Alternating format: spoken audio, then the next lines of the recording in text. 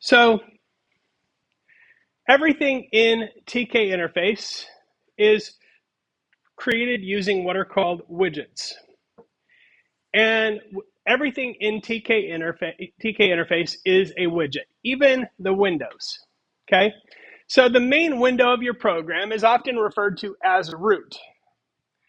Okay? The root is the main thing. Whenever you hear root in computing, it's usually like the main thing, the main user, the main window, the main branch of a program. Inside that, you might have a content frame, which is a way of grouping different other widgets. And inside that content frame, you might have the text entry box, labels, buttons, all kinds of things. So this is, if you read the titles of some of these things, what you might have figured out is that this is the pieces or the widgets that might go with a program that converts from feet to meters. Okay, so that would be the kinds of widgets we would be looking at. I'm going to go through and I'm going to show you the common widgets that work with TK interface, and I'm going to give you an idea of how they're created. So a lot of them, and now remember, this is all object-oriented programming. So we're using the TK library and we're using the frame class, and that class requires a master designation, and notice these are all named arguments. Master equals windows, border width equals 2, relief equals solid, width equals 350, height. Most of those are pretty self-explanatory. A frame can be invisible. In fact, it is invisible by default. It's just an invisible container for grouping things together. But if you want it to look like something, then you might use it like this. So when we're using TK interface, I'm going to put a frame in here in just a moment, but when we're using TK interface, what we have is some basic code here. And so the first thing I want to do is I'm going to import TK interface as TK so I don't have to do as much typing.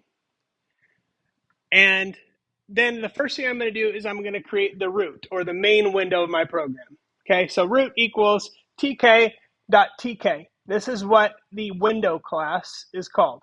Capital T, lowercase k, doesn't require any arguments be given on creation. Now I'm changing the title, and root.geometry is the size of the window in pixels.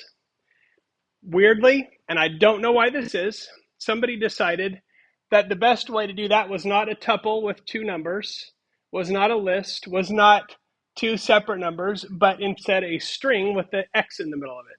So it's a string, it says 600 by 300, so it's 600 pixels wide, 300 tall.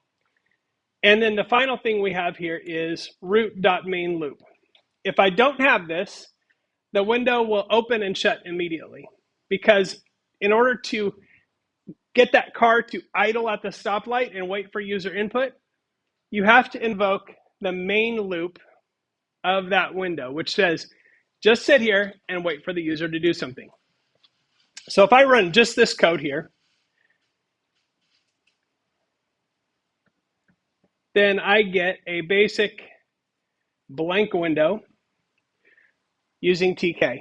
Now, you can see this looks just like a native Macintosh window. So it looks like it came from Apple. It's got the buttons on the side, on the corner, and the right titling, and it matches all the other things in my computer, which is kind of nice. So that program will actually continue to run until I close the window, and then it will exit. Okay? So that program has nothing in it. Now, if I want to add a frame, I can add a frame there. And I want master to equal root, because that is what I'm using. And I can do things like this, or I could have them all in one line.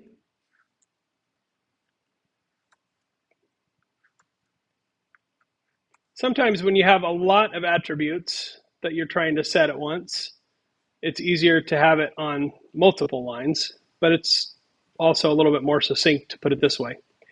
So now, here's the thing. If I run this program,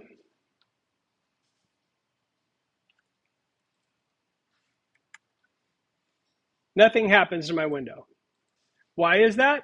Because I've created the frame, but I haven't put it in the window yet. Okay? I haven't put it in there yet. If I want to do that, then I have to do one of two strategies to put it in the window. And the one I'm going to use right now is called pack. And for now, all you need to know is that that puts the frame in the window. Pack is saying, okay, we created it, now we're going to put it there. So when I run it, there is the frame that I just drew. Okay, solid, 2 pixels wide, 350 by 230. There is my frame. Now I can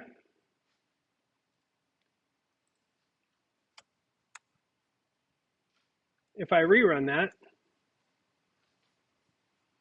okay, if I take away the border relief, then the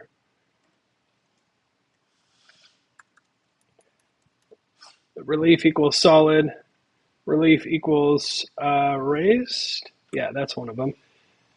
I can change it to some of these other sort of looks.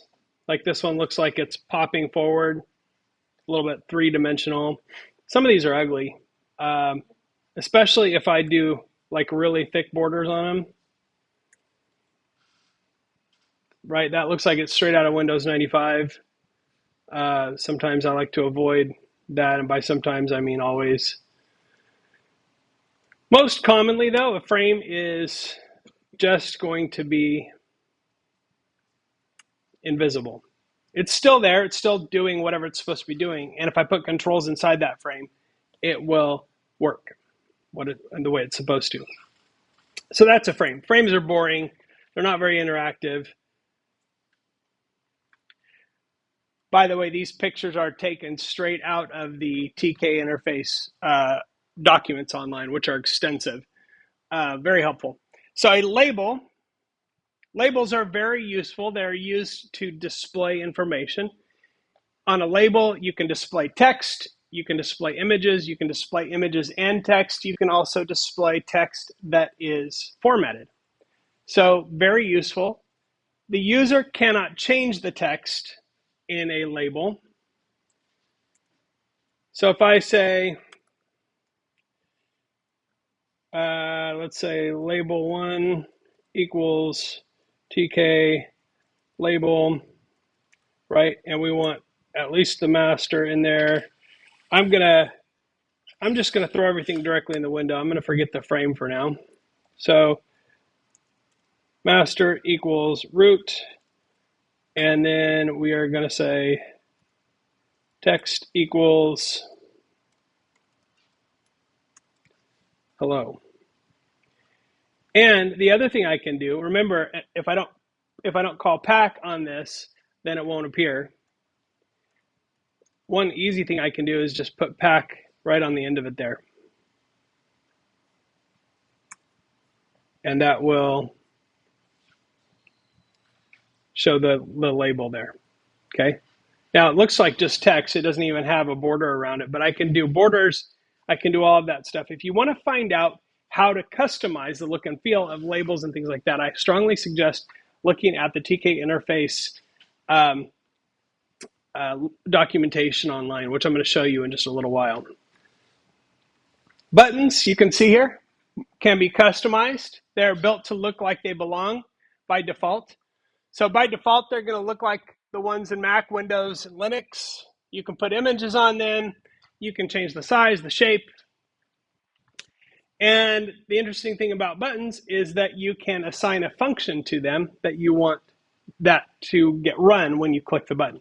So that's one of the primary ways that you interact with users is you say, when the user clicks this button, we're going to execute this function that I created. So a button pretty simple here. Root.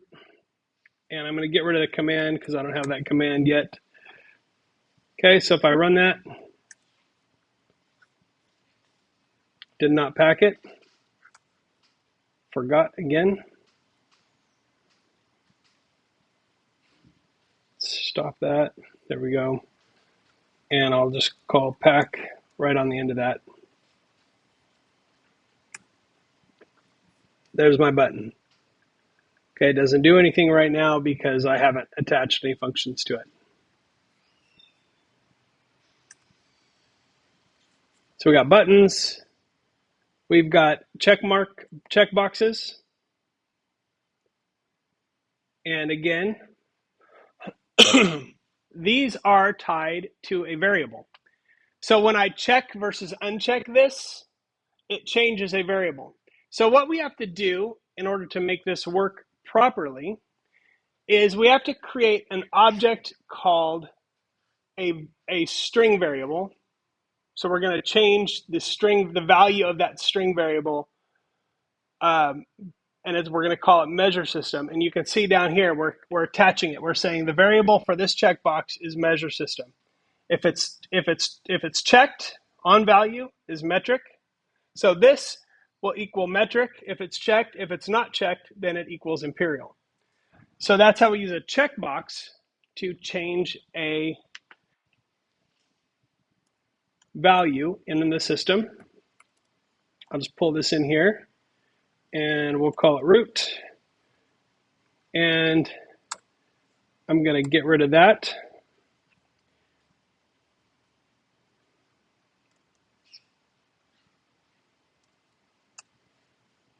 Okay. So that's a tk.string variable. And now, once again, we've got to pack that in.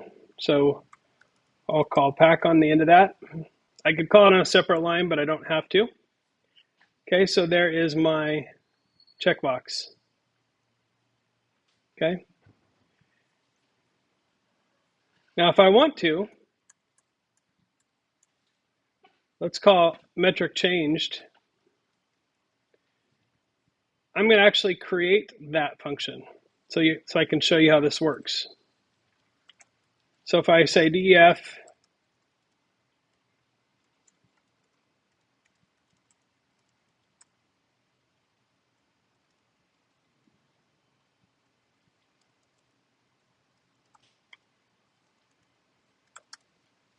you clicked the checkbox.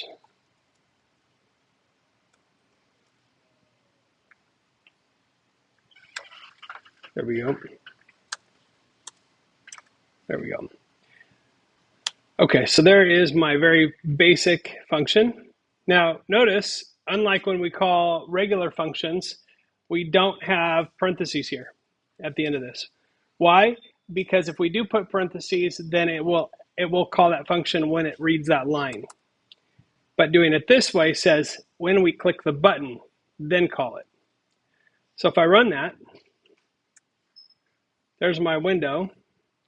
You can see, oh, where did I lose my pack? I did. There we go. So that checkbox exists only in memory until I move it. There we go. So I pull that over here, and every time I click the checkbox, you can see it's running that function where it prints that I clicked the checkbox. So that is how a checkbox works. Okay, I know there's a lot of information. You have time to play around with it today a little bit, and then also on Wednesday. Radio buttons, I'm actually not going to demonstrate these. These work a lot like checkboxes, but what you can see here, a radio button is a group of buttons, and I think you probably know this intuitively, but maybe you're not fully aware of the difference. They look like checkboxes, except they're round, and the difference is they come in groups, and it's multiple choice. Like you can select only one of these. Okay, checkboxes, if I have 3 checkboxes in a row, I could check all of them or uncheck all of them. They're not related to each other. Radio buttons are related to each other. So let's say if I wanted to have a string variable called phone, and I wanted to check whether it was a home phone, an office phone, or a mobile phone. You can see here, each radio button has its own variable value, or they're all tied to the same variable rather, and they each have their own value.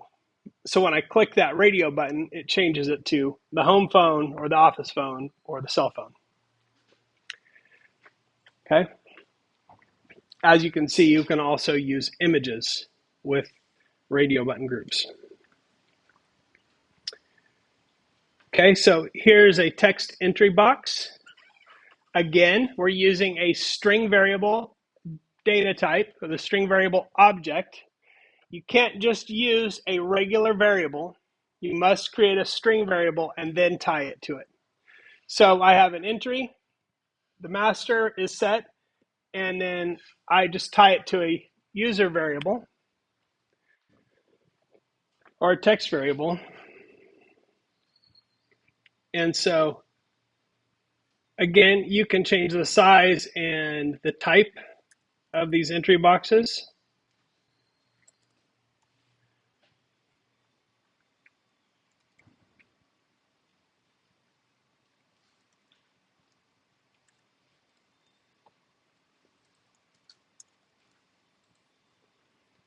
So when I run that, it allows me to type something. Okay, I won't do anything with it, but that's up to me. So if I wanted, when I click this button for it to do something, I can do that. So each piece of a graphical user interface we have to put together so that it looks exactly the way we want it to. We have combo boxes, which are like drop-down menus. Again, they're tied to a string variable. You can see here, I'm connecting the variable that I create, and then these are the different choices that appear in that box. Okay.